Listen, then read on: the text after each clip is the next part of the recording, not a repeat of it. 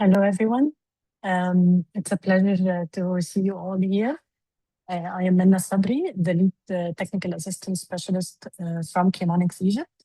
I'll be discussing the program objectives and describing the partners, geographic coverage, and everything about the program, and also the call for expression of interests. And then I will later hand it over to my colleague Sanain, the grants and finance specialist from Veritech, who will discuss the process of this EOI and the following steps. Next, please. So we start with the agenda.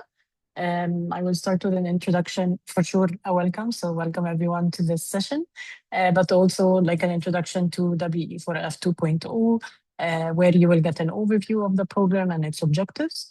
Following that, I'll dive into the call for expression of interest for the service providers in the MENA region, including key details, and then we will discuss the way forward. And then it will be time for you to write your questions in the chat, and we will be collecting these questions and answering it later in a day. Next, please. So what is WE4F 2.0? Before talking about the program goals and objectives, it is important to mention that the Water and Energy for Food 2.0 is a global challenge fund that builds on three predecessors: Powering AG and Energy Grant Challenge, Securing Water for Food, and Water and Energy for Food 1.0, which was a global international initiative funded by multiple donors. As for WE4F 2.0, we will be operating for the time being in the MENA region, and it is funded by the Kingdom of the Netherlands, Sweden via CEDAR, Switzerland via SDC. And it is implemented by Veritech in partnership with CWAS and Chemonics Egypt. Next, please.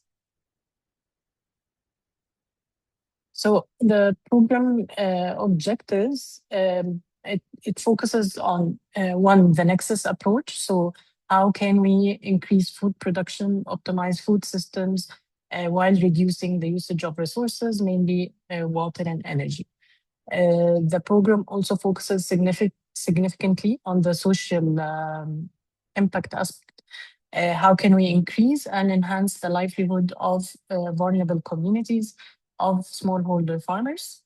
The program also has a very strong gender lens that is vertically integrated. So from the design of the product solution or service up to the adoption and usage of this product solution and innovation, as well as the access to finance for women-led and women-owned organizations, as well as women end users.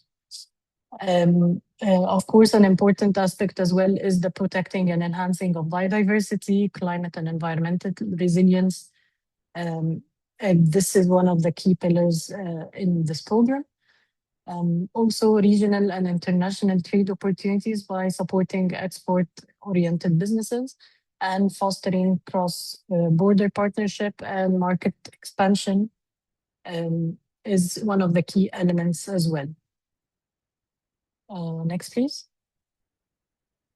So how are we going to achieve all of these objectives? The main avenue is to work with innovators. And when we say innovators, it will be repeatedly mentioned in this presentation. And we are talking about SMEs or scale-ups. We are talking about organizations who have a product, a solution, a service that has already been tested and that has already reached a number of customers or end users and is ready to take it to the next level. Those innovators will benefit from catalytic grants, so financial assistance in the form of equity-free funding based on milestones and subject to matching requirements. They will also benefit from tailored technical assistance package. They will benefit from capacity building and capacity development. And more importantly, we will need to work with those innovators to see how this catalytic grant can help them de-risk their business and help them attract additional capital from the private sector. And on top of this, we will be actively working on enhancing the enabling environment by advocating towards a more conductive one, by generating knowledge, building on data and success stories. Next, please. So the partners implementing this program in the region are locally rooted. It's Beritech, CUS, and Chemonix region. Our partnership has been ongoing for over 5 years, and each one of us has complementary experience.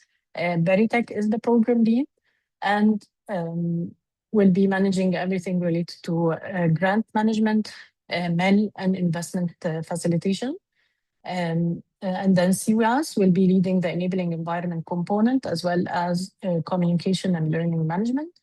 And finally, Chemonix Egypt, who will be managing the technical assistance activities, ESG, as well as the gender integration. The program targets 9 countries and is split into 3 core countries, that is Egypt, Lebanon, and Jordan. And then we have the extension countries, which is Morocco, Iraq, and Tunisia. And then we have Syria, Palestine, and Algeria. The thematic areas, we have 11 thematic areas that we focus on, which has the objective of transforming the entire food value chain. So to simplify, we're focusing on 3 major categories here. One is resource efficiency, which is point 1 to 5. So we're prioritizing the energy, water, food nexus, finding ways to produce more while using significant less water and energy on a farm level. And then 2 is smart logistics and circularity. Here we're tackling waste by turning it into energy and optimizing how food moves. This includes everything from digital market access to sustainable packaging that keeps food out of landfills. And the 3rd category is sustainable land management. And this is, we're looking at the ground level, restoring our land and scaling organic farming to ensure our food systems are resilient for the long term.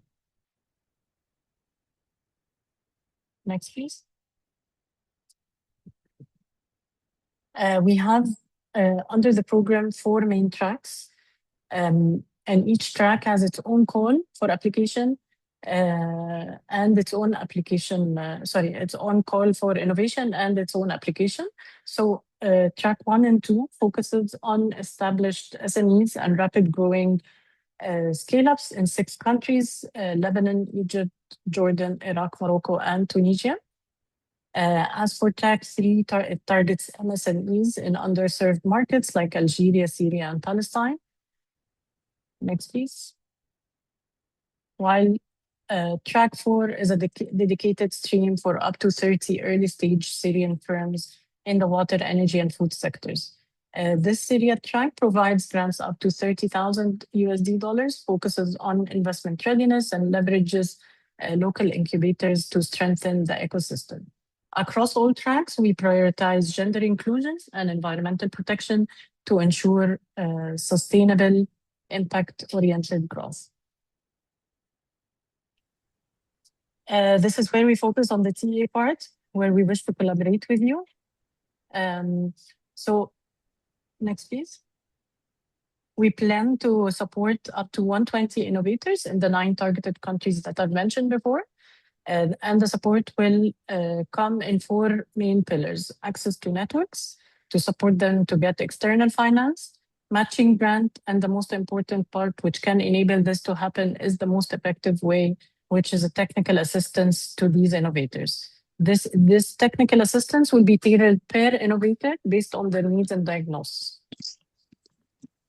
As mentioned before, we will be working with established SMEs in track 1, scale up, fast-growing, highly innovative businesses in track 2, MSMEs in track 3, and early-stage companies in track 4. And each one of them will have different needs, and accordingly, we will tailor this TA.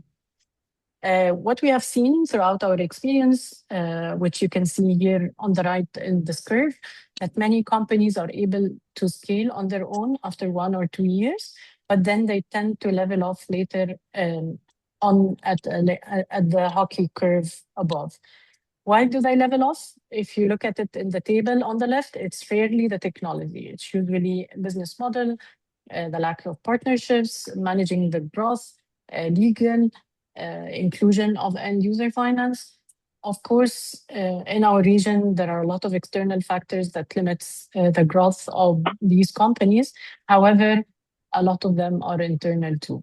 And to solve these, we need to have a smart mix, as you see on the right side here as well, a mix of business innovation, well-selected technical assistance, and capital that can help them pick up and rapidly grow.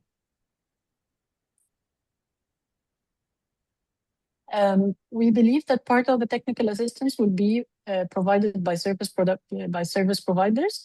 This process that we are asking you to apply for, which creates a pool of pre-vetted service providers. It will give you the chance to support the innovators. The implementation, the only difference here is the implementation is financed by the program, and the beneficiaries are the innovators. We believe it will be a good chance for you to work with up to 120 high potential and rapidly growing innovators. Some of them even maybe become market leaders in the upcoming years. It's also a good chance for business development and expanding your market reach. Of course, you will work closely with innovators and give them your knowledge and advisory as if you are offering a management consultancy service. But again, there is just a third party here, which is the program, who will be financing this process. Also, together, we can grow this market of advisory for SMEs, which is a big problem SMEs usually face, is that they're not able to diagnose their needs and go out and procure. So maybe we would be able to grow this market. So the type of service providers, what we're looking for in the types of service providers in terms of background, we look for experience and background across the region and also international.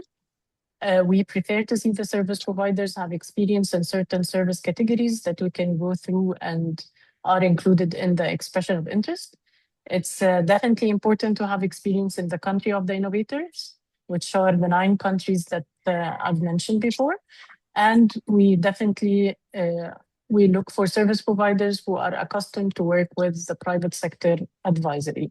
In terms of experience, this technical assistance can literally be 20 or 30 different services, but they would largely fall under management consultancy, technological advisory, finance, investment readiness, and also working in the water, energy, food sectors to improve social, environmental, and gender performance.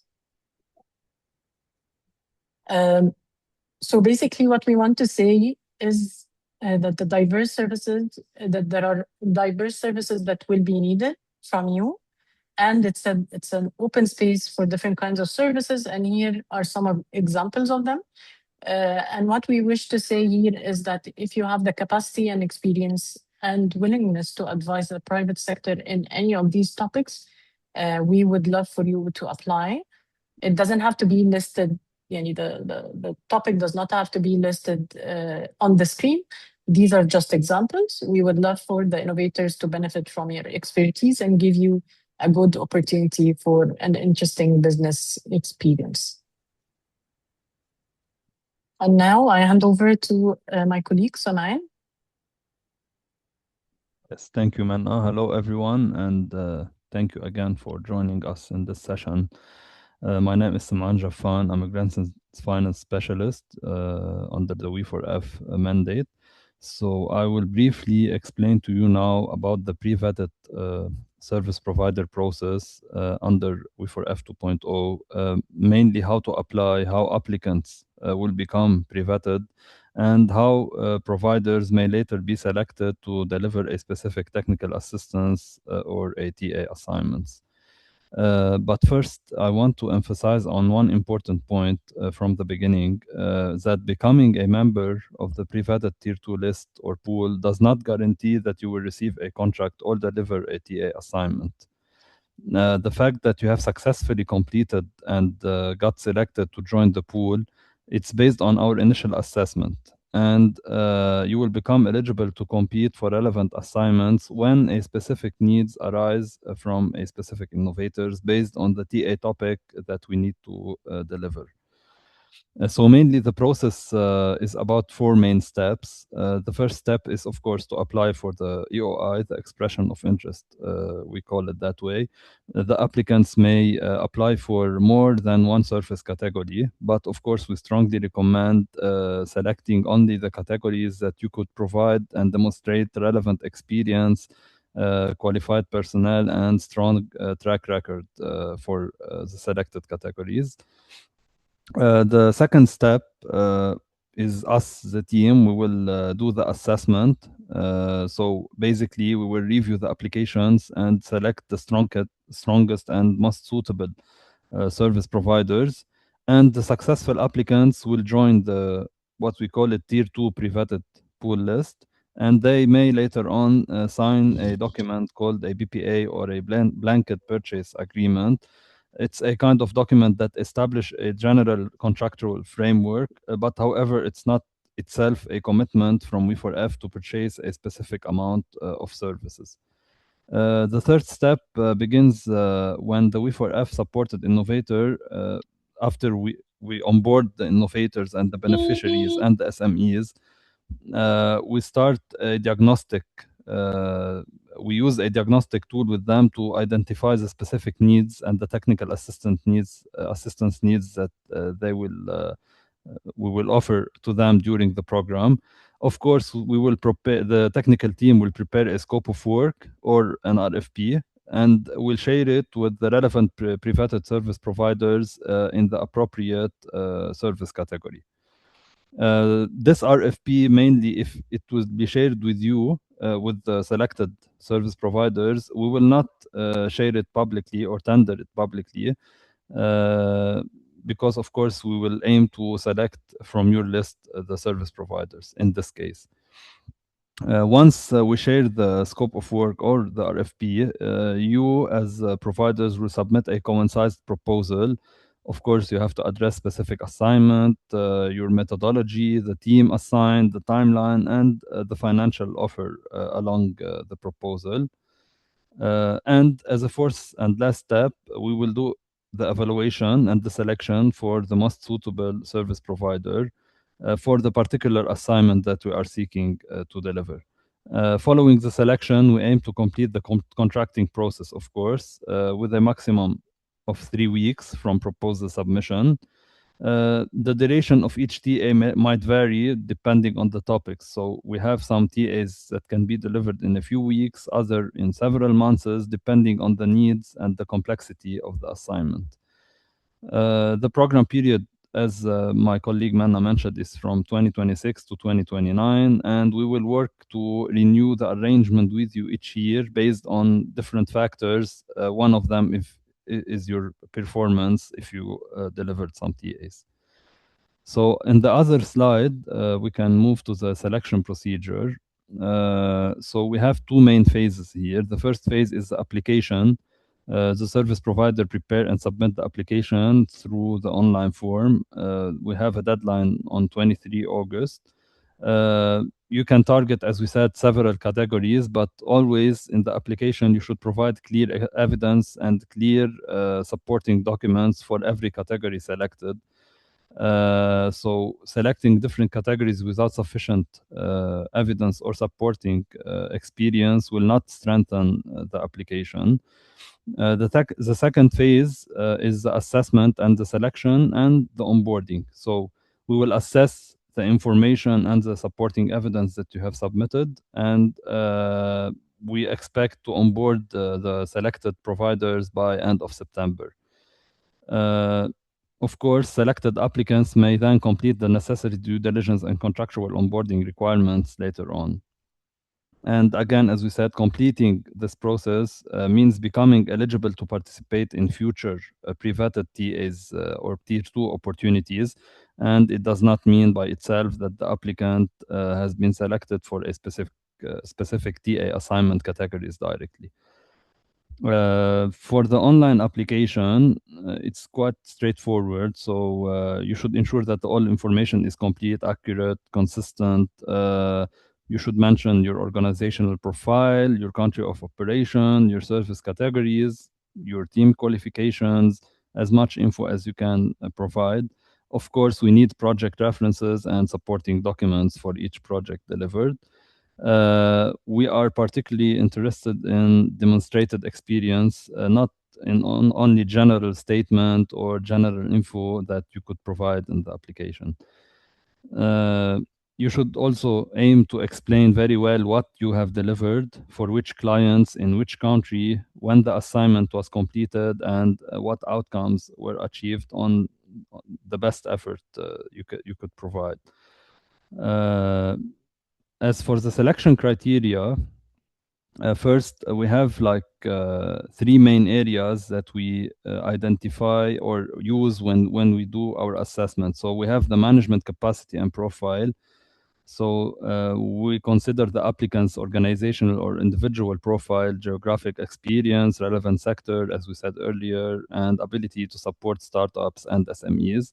We have also the technical capacity. So we examine the qualification, the clarity of the service offered, and the methodologies and approaches used during your work in previous project. Of course, the past and illustrative performance is very important. So we look for relevant project references, clients, timelines, outcomes. If you could provide contact persons, example of previous work, and any other relevant information. So using these three areas, we assess and we decide which applicants are sufficiently qualified to join the pre-vetted pool.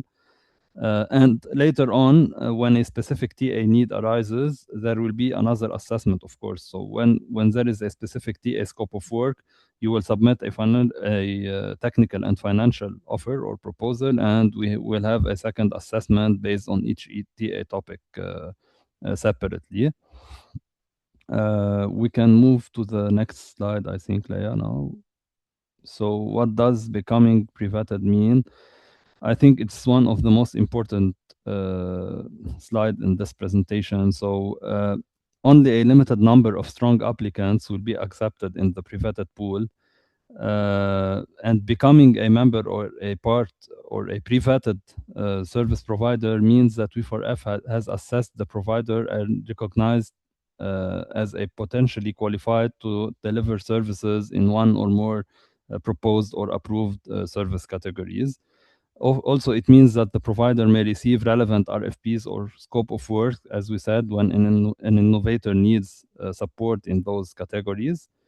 And it will allow our team to conduct a faster assessment, and the contracting process will be much more streamlined because we already have or know your general capacity, and we already reviewed it during this stage. The number of TA assignment will be limited, of course, based on the number of innovators that we will onboard. And we are onboarding those SMEs and innovators on different batches. So you should expect during the first year, we have a specific number. The second year, we'll onboard additional number on innovators. So each year we'll have additional assignment, and your chance to provide TAs or to deliver those TAs will increase by the program period later on. As an example, let's say if we have a market assessment TA that we need to deliver for an innovator, so we may invite you, the relevant service providers. So from the pool list, we will examine which providers have relevant experience in market assessment or market study, let's say, and we will share the RFP or the scope of work with those providers. Then they will provide us, as we said, with the proposal. We will do our evaluation and assessment and select one to proceed with the TA assignment. Providers who are not selected for that assignment will remain in the pool and may be considered for other relevant opportunities, depends on each case for each innovator. So in simple term, I can say pre-vetting gives you access to opportunities. Of course, it does not guarantee that you will deliver TAs, but it will increase your opportunities and your chance to participate and to be and the exposure for all those innovators and SMEs will help you to build a network and of course to strengthen your network later on in the future. I'm done with this slide. Okay, so this concludes the explanation. I would be happy, as we said, to receive your questions in the chat box, and we will work on answering all those questions as early as possible and share it online for any info that you might need. Thank you again. I will hand it back to Menna in case she needs to add anything. Oh, thank you, everyone. Okay, Leia, I think we can conclude it here if...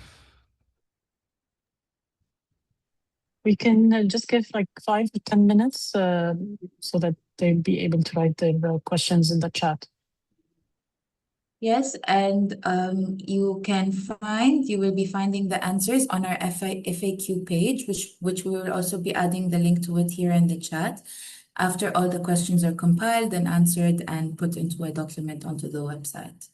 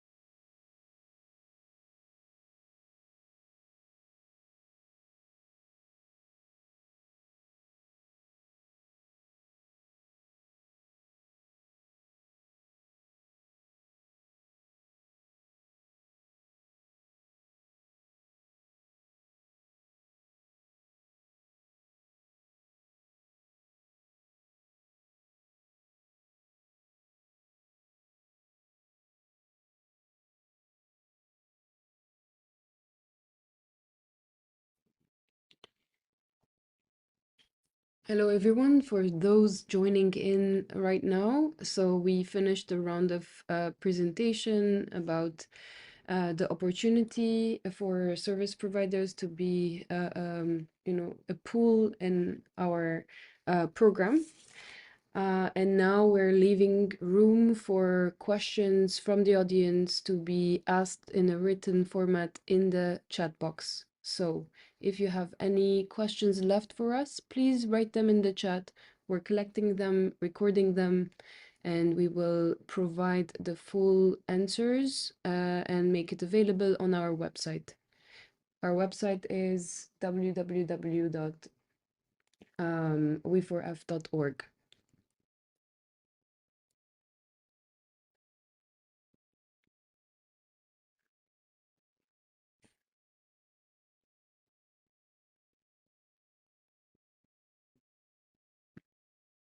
And if you don't have any questions, you may also leave this session. Thank you for all joining.